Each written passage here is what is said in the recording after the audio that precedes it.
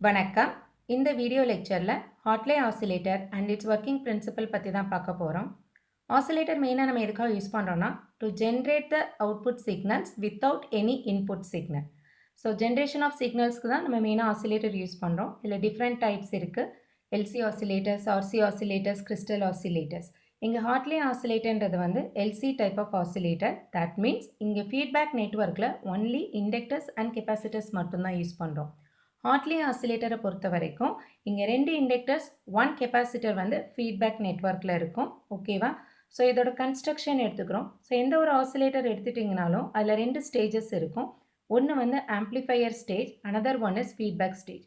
So எதுக்கு amplifier ஸ்டேஜ்னு நம்ம சொல்கிறோன்னா it uses an active element that is the transistor here. So இங்கே ஒரு டிரான்சிஸ்டர் யூஸ் பண்ணுறோம். ஜென்ரலாக ஆம்ப்ளிஃபையர் ஸ்டேஜில் என்ன இருக்கும்னா இன்புட் கொடுப்போம். அந்த இன்புட்டை ஆம்ப்ளிஃபை பண்ணி நம்மளுக்கு அவுட்புட் கிடைக்கும். பட் ஆசிலேட்டரில் இன்புட் சிக்னல் எதுவுமே நம்ம கொடுக்க மாட்டோம். Okay, it is going to generate the signals without any input. அதுதான் concept of oscillator, but using positive feedback. Okay, so இங்கே ஆம்ப்ளிஃபையர் ஸ்டேஜ் அண்ட் ஃபீட்பேக் ஸ்டேஜ்னு 2 இருக்குது. இந்த ஆம்ப்ளிஃபையர் ஸ்டேஜில் டிரான்சிஸ்டர் அண்ட் தென் R1 R2ன்றது என்னென்னு எடுத்துட்டிங்கன்னா பயாசிங் ரெசிஸ்டர்ஸ், CC1 CC2ன்றது coupling resistors at this input side and output side of this transistor. Okay, not the input for this transistor from the feedback. Okay, இங்கே REC ன்றது என்னென்னு எடுத்துட்டிங்கன்னா bypass capacitor and inductor. ஓகேவா? So normal ஆம்ப்ளிஃபிகேஷனுக்குரிய circuit without input consider பண்ணியிருக்கோம். இங்கே supply voltage மட்டும்தான் நம்ம கொடுக்க போகிறோம், not that input voltage. There is a difference. Supply வோல்டேஜ்ன்றது என்னன்னு எடுத்துட்டிங்கன்னா சர்க்கியூட் ஆப்ரேட் ஆகிறதுக்கு தேவையான வோல்டேஜ். இன்புட் வோல்டேஜ்ன்றது நம்ம எக்ஸ்டர்னலாக கொடுக்கக்கூடிய ஒரு இன்புட். இங்கே ஆசிலேட்டரை பொறுத்த வரைக்கும் நம்ம ஒரே ஒரு விஷயம் தான் கொடுக்குறோம், என்னென்னா சப்ளை வோல்டேஜ். ஸோ இந்த சப்ளை வோல்டேஜ் கொடுத்த உடனே என்ன ஆகும் அப்படின்னு எடுத்துட்டிங்கன்னா இந்த டிரான்சிஸ்டரில் பவர் ஃப்ளோ நடக்கும். கரெக்டாக base current, collector current, emitter current. So இந்த மாதிரி கரண்ட் கண்டக்ஷன்ஸ் வந்து இனிஷியலாக ஸ்டார்ட் ஆகும் due to this power supply. So இங்கே நாய்ஸி அவுட்புட் சிக்னல்ஸ் வரும். புரியுதா உங்களுக்கு? ஸோ இங்கே பவர் சப்ளை மட்டும் கொடுக்குறோம். இந்த பவர் சப்ளை கொடுக்கும்போது இந்த டிரான்சிஸ்டர் ஒர்க் ஆகி இங்கேருந்து ஒரு நாய்ஸி அவுட்புட் சிக்னல் வருது. This is not the proper output signal. இங்கே வரக்கூடிய இந்த நாய்ஸி அவுட்புட் சிக்னலை என்ன பண்ணுறோன்னா இங்கே ஃபீட்பேக் சர்க்கியூட் கொடுக்குறோம். இந்த ஃபீட்பேக் சர்க்கியூட்டில் என்னென்ன இருக்குதுன்னு எடுத்துட்டிங்கன்னா 2 inductors and 1 capacitor. There are 3 terminals 1, 2 and 3. இந்த third terminal வந்து என்ன பண்ணியிருக்கோம், கிரவுண்ட் பண்ணியிருக்கோம். நம்ம இங்கே இருந்து வரக்கூடிய நாய்ஸி அவுட்புட் சிக்னலில் இந்த செகண்ட் டெர்மினலுக்கு கொடுக்குறோம். ஓகே, அண்ட் தென் இந்த செகண்ட் டெர்மினலுக்கு கொடுக்குறோம். Okay, that is across this inductor L2. At the same time இந்த இடத்துல L1ல் வந்து நம்மளுக்கு என்ன கிடைக்கும் அப்படின்னு எடுத்துட்டிங்கன்னா த ஃபீட்பேக் வோல்டேஜ். L2க்கு அக்ராஸ் அப்போ என்ன இருக்கும், இங்கேருந்து வரக்கூடிய output voltage that is input to this feedback. L1க்கு அக்ராஸில் என்ன இருக்கும்னா feedback voltage. What is the role of this capacitor? இந்த கெப்பாசிட்டரோட ரோல் என்னென்னு எடுத்துட்டிங்கன்னா இங்கேருந்து நம்ம சப்ளை கொடுக்கும்போது நம்மளுக்கு ஒரு நாய்ஸி அவுட்புட் சிக்னல் வருது இல்லையா? ஸோ சப்ளை கொடுக்கும்போது இந்த கெப்பாசிட்டர் வந்து என்ன பண்ண ஆரம்பிக்கும், சார்ஜ் ஆக ஆரம்பிக்கும். So once it's maximum value charge ஆனதுக்கப்புறம் it is going to discharge. ஓகேவா? So at that time what will happen, இங்கே தேர்ட் டெர்மினல் கிரவுண்ட் பண்ணியிருக்கனால இந்த இடத்துல இதோட வோல்டேஜ் வந்து 0வாக தான் இருக்கும், கிரவுண்டட். ஓகேவா? ஸோ இங்கே என்ன வோல்டேஜ் இருக்கோ, ஃபீட்பேக்கில் என்ன வோல்டேஜ் இருக்கோ that is given to this input side of the transistor. So இங்கே பாசிட்டிவ் ஃபீட்பேக்குன்னு எப்படி சொல்கிறோம், ஜென்ரலாக ஒரு டிரான்சிஸ்டர்லேருந்து வரக்கூடிய வேல்யூ வந்து 180 டிகிரி அவுட் ஆஃப் ஃபேஸில் தான் நம்மளுக்கு கிடைக்கும். கரெக்டாக? ஸோ இந்த 180 டிகிரி அவுட் ஆஃப் ஃபேஸில் கிடைக்கிற வேல்யூவை ஃபீட்பேக்கில் கொடுக்கும்போது இந்த டெர்மினல்ஸ் எப்படி இருக்கும் அப்படின்னு எடுத்துட்டிங்கன்னா இங்கே அவுட்புட் சிக்னலை இங்கே இன்புட்டாக கொடுக்குறோம் இல்லையா? ஸோ இந்த இடத்துல பாசிட்டிவாக இருக்கும்போது திஸ் இண்டக்டன்ஸ் பிகம்ஸ் நெகட்டிவ். இங்கே பாசிட்டிவ்னா இந்த ஃபீட்பேக் வந்து என்னவாக இருக்கும், நெகட்டிவாக இருக்கும். இங்கே நெகட்டிவாக இருந்ததுன்னா, இன்புட் சிக்னல் நெகட்டிவாக இருந்ததுன்னா இங்கே நம்மளுக்கு பாசிட்டிவாக இருக்கும். ஸோ இந்த இடத்துல this positive feedback it self produces 180 degree. So already அவுட்புட்டில் ஒரு 180 டிகிரி இருக்குது, இங்கே ஒரு 180 டிகிரி இருக்குன்னா டோட்டல் பார்த்தீங்கன்னா 360 டிகிரி. ஸோ ஆசிலேட்டரோட மெயினான கண்டிஷன் என்னென்னா total face shift around the loop. இந்த மொத்த சர்க்கியூட்டோட டோட்டல் ஃபேஸ் ஷிஃப்ட் எப்படி தான் இருக்கணும், 0 டிகிரியாக இருக்கணும். புரியுதா உங்களுக்கு? ஸோ ஜென்ரலாக நம்ம யூஸ் பண்ணக்கூடிய ஆம்ப்ளிஃபையர் சர்க்யூட் இங்கே சிஇ ஆம்ப்ளிஃபையர் சர்க்யூட் யூஸ் பண்ணியிருக்கோம். ஸோ இந்த சிஇ ஆம்ப்ளிஃபையர் சர்க்யூட் இந்த சிஇ சர்க்யூட்டில் ஒரு 180 டிகிரி நம்மளுக்கு ஃபேஸ் ஷிஃப்ட் ஆகி அவுட்புட் கிடைக்கும். ஸோ அந்த வேல்யூவை அகைன் 180 டிகிரி ஃபேஸ் ஷிஃப்ட் பண்ணோன்னா we can get the same phase at this input side. So இந்த லூப் கண்டினியூஸாக எக்ஸிஸ்ட் ஆகிட்டே இருக்கும்போது at one point we can get the proper output. நம்மளுக்கு எப்போ ப்ராப்பர் அவுட்புட் கிடைக்க ஆரம்பிக்குதோ at that time we can take this value. So இந்த proper output எப்போ கிடைக்கும் அப்படின்றது எதை வச்சு சொல்கிறோன்னா the resonant frequency. ஸோ இந்த ஃப்ரீக்வன்சின்றது எதுலேருந்து எடுக்கிறோம்னா from this feedback loop. ஓகேவா? ஸோ இந்த resonant frequencyல மட்டும்தான் we can get the proper signal at this output stage. இது புரியுதா எல்லாருக்கும்? ஸோ இதை தான் இங்கே நம்ம theoretical conceptவும் கொடுத்துருக்கோம். The amplifier stage uses an active device as a transistor in CE configuration. R1 and R2 are the biasing resistance to provide DC bias. So இது வந்து voltage divider bias நம்ம சொல்லுவோம். இந்த ஃபீட்பேக் நெட்வொர்க்கில் என்ன இருக்கும்? 2 இண்டக்டர், ஒரு கெப்பாசிட்டர். மெயினாக எதுக்காக யூஸ் பண்ணணும்னு சொன்னோம்? To define the resonant frequency. This is the operation of Hartley oscillator. So theoretical concept. இந்த theoretical concept எதுக்காக நான் சொல்கிறேன்னா உங்களோட நோட்ஸ் ப்ரிப்ரேஷனுக்காக.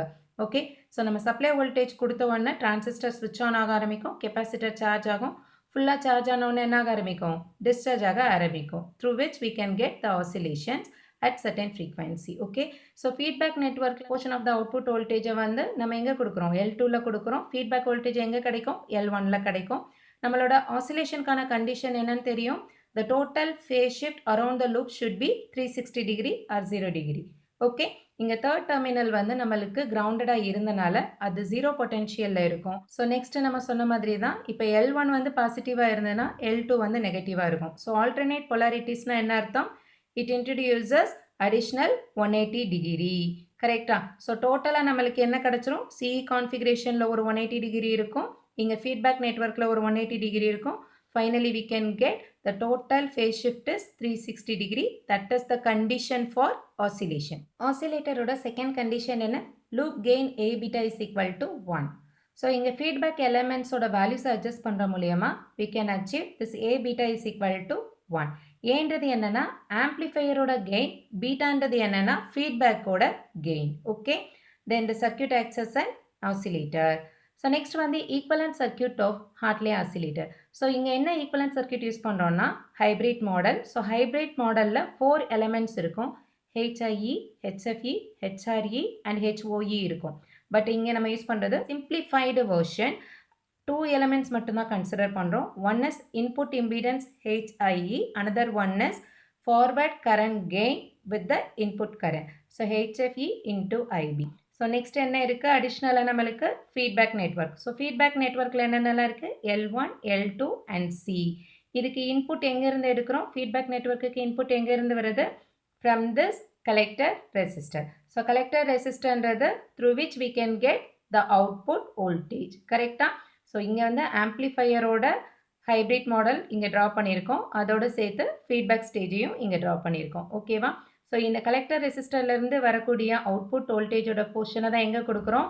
L2க்கு கொடுக்குறோம். Okay, then we can get that feedback voltage from this L1 and that is given as input to this amplifier circuit.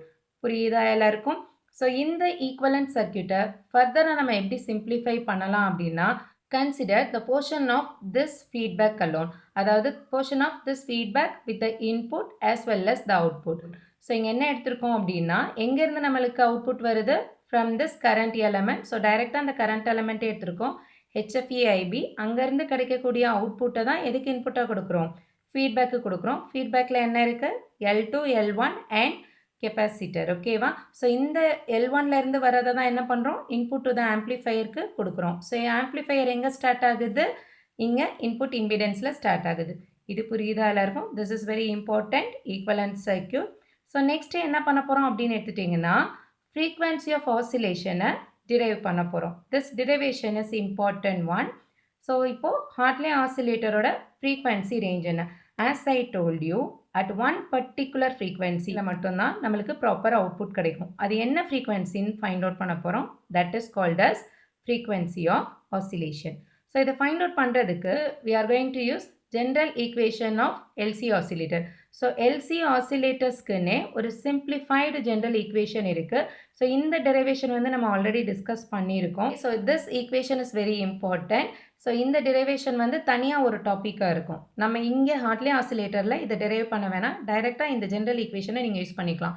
கண்டிப்பாக இதை நீங்கள் ஞாபகம் வச்சுருக்கணும். Okay, so HIE, that is input impedance, is multiplied with all three feedback elements. இங்கே Z1, Z2, Z3ன்றது என்னென்னா feedback elements தான், plus Z1 into Z2 into 1 plus HFE plus Z1 into Z3 is equal to 0. இந்த equation ரொம்ப important. Okay, இது தெரிஞ்சால் மட்டும்தான் உங்களால் drive பண்ண முடியும். ஹார்ட்லி ஆசிலேட்டரை பொறுத்த வரைக்கும் இங்கே Z1, Z2ன்றது இண்டக்டர்ஸ், Z3ன்றது கெப்பாசிட்டர். இதே வந்து கால்பிட்ஸ் ஆசிலேட்டர்னா இதே ஈக்குவேஷனில் என்ன பண்ணுவோம், Z1, Z2 வந்து கெப்பாசிட்டர்ஸ்ன்னு போடுவீங்க, Z3 வந்து இண்டக்டர்ஸ்ன்னு போடுவோம். புரியுதா உங்களுக்கு? ஸோ ஹார்ட்லி ஆசிலேட்டரை பொறுத்த வரைக்கும் Z1 is equal to inductive reactance. Inductive reactance எப்படி எழுதுவோம், J omega L1. Z2 is equal to J omega L2. Capacitive reactance எப்படி சொல்லுவோம், 1 by J omega C. So இந்த Z1, Z2, Z3 வேல்யூஸை இந்த ஈக்குவேஷனில் சப்ஸ்டியூட் பண்ண போகிறோம். ஓகே, இந்த டேர்ம்லேருந்து J ஒமேகாவை காமனாக வெளியில் எடுக்க போகிறோம். We can get HIE J omega L1 plus L2 minus 1 by omega square C. So இந்த மைனஸ் எப்படி வந்ததுன்னு எடுத்துட்டிங்கன்னா J ஸ்கொயர்டுக்கு வேல்யூ என்ன, minus. So this can be written as minus 1 by omega square C minus இந்த minus எதனால வந்தது, இந்த J ஸ்கொயர்னால. So minus omega square L1 L2 into 1 plus HFE plus L1 by C is equal to 0. புரியுதா எல்லாருக்கும்? So இந்த ரெண்டு டேர்மே வந்து ரியல் டேர்ம்ஸாக இருக்குது, இது இமேஜினரி டேர்ம். ஸோ நம்ம ஃபஸ்ட்டு ரியல் டேர்ம் எழுதிக்கிறோம், L1 by C minus omega square L1 L2 into 1 plus HFE plus J omega HIE into L1 plus L2 minus 1 by omega squared C is equal to 0. So this is the general solution of Hartley oscillator. So this is what the real term, this is what that imaginary term. Equationல இருந்து தான் நம்ம என்ன find out பண்ண போறோம், frequency of oscillation. புரியுதா எல்லாருக்கும்? Next, frequency of oscillation நம்ம find out பண்ணணும்னா நம்மளுக்கு என்ன தெரிஞ்சிருக்கணும், resonant condition.